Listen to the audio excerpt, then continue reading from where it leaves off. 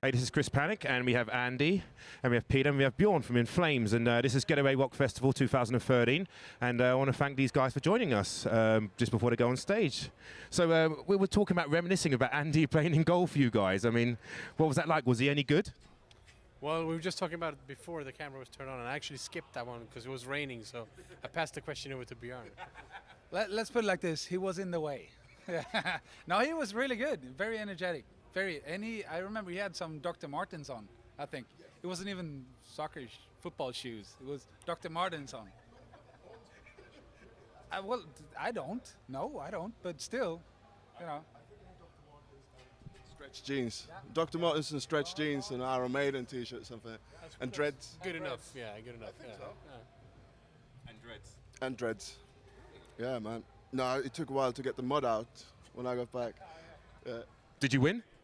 I can't remember. I think we got beat. Was it the Haunted or Open? Open. It was Open. Yeah, we got beat. Fucking Stockholm.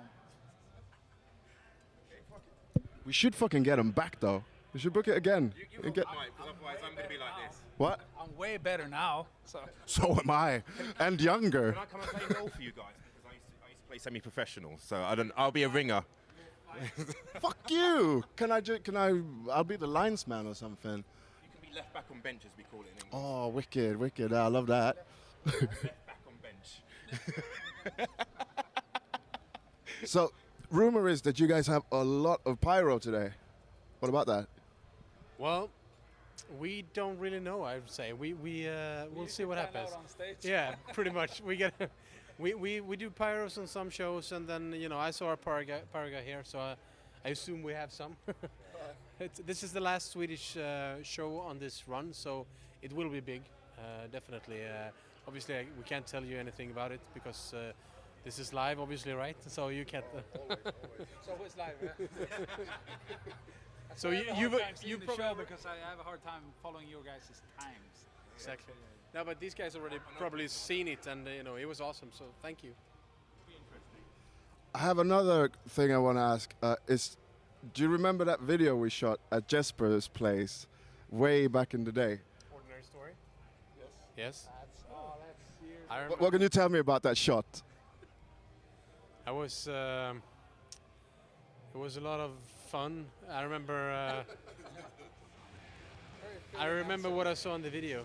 Basically, it was. I think somebody gave us moonshine to get the party started, and Me and Daniel hooked it up. Yeah, and it never ended. Yeah. Thank you.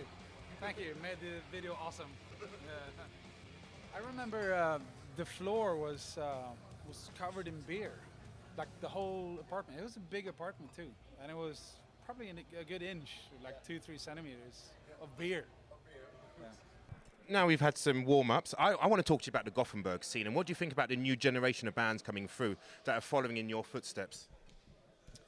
I wouldn't say that there's any bands particularly that following in our footsteps per se, but there are a lot of good new bands. Avatar is. They're not so new anyways these days now, but they're really, really good. There's a lot of good artists coming up and good musicians, which is good, which is healthy, because these days people don't really want to spend time practicing and stuff like that. So having young bands coming up is amazing. I know, well, there's a bit of rivalry between Stockholm. I know there's not much going on in Stockholm, but the Gothenburg bands coming through now are absolutely insane, and I think that's great. I mean, I suppose you paved the way for a lot of that to come through, and I think I've spoken to so many bands over the summer, and you guys are one of the major influences for most of them, which I think is like, how's that feel? Fantastic. I think you have to remember, we were kind of late in this whole Gothenburg when it started. You had bands like At the Gates, obviously, Dark Tranquility, and In Flames was kind of late in that. But we have been working our asses off, obviously. We toured all the time. We consistently put out albums that people want to hear. So we kind of built a strong name, and it's awesome when people say they're influenced by it. It's a lot of hard work behind it, but we weren't first. So if you want to talk about the Gothenburg sound, we're part of it, like many bands.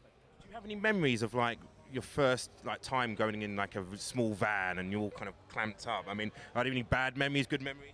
We did that for years. Well, all the festivals that we did, when we had to go down to Germany, either my dad drove or one of the guys in the band drove, whoever had a license back then. So we've done that for years. And I think that's part of it. It kind of builds not only character, but sort of puts the band together like a unit. And, Do you have any advice for younger bands coming through about actually having to survive through that? And Don't suck. don't suck. seriously, just play live, and whatever chance you have to be on a stage and play together, do it, because that's the one chance you have to show anybody else what you can do. Standing in a rehearsal room, just nobody knows if you're awesome. Being on stage is the only way to prove it. So I want to thank you guys for coming here and just like talking to. Well, we're in your dressing room, really, aren't we?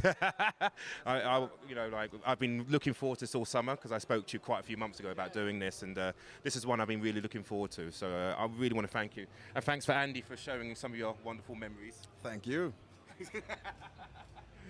Okay, this is Kriss Panic and this is Backdrop, and this is Gateway Rock Festival 2013. I want to thank you for joining us, and get your horns out and rock on.